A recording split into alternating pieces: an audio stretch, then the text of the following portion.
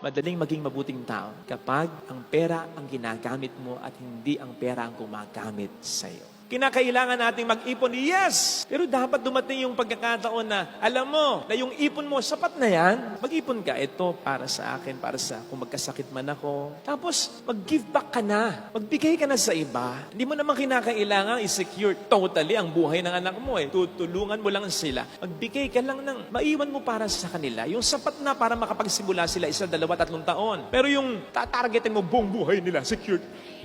Hindi tama yun. Tulungan mo rin sila na magsikap kaya mo. Sinasabi ko lang ito para hindi ka o tayo maging alipin ng pera natin. Huwag nating hayaan na mahumaling ang ating puso sa pera sapagkat our hearts are only for God.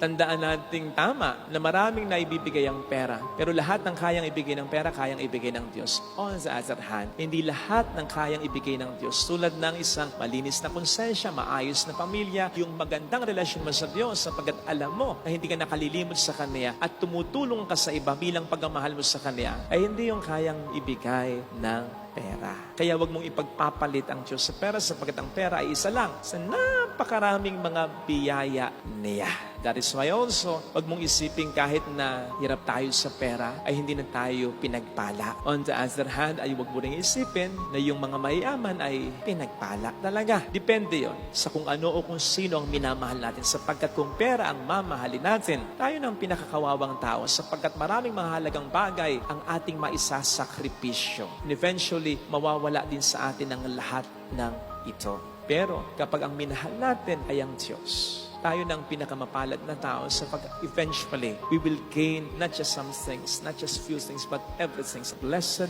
are the pure of heart, for the kingdom of heaven is theirs. Ito sana mga kapatid, ang ating panghawakan, ang ating pagnilayan upang maging maganda ang attitude natin sa pera o kayamanan. Amen.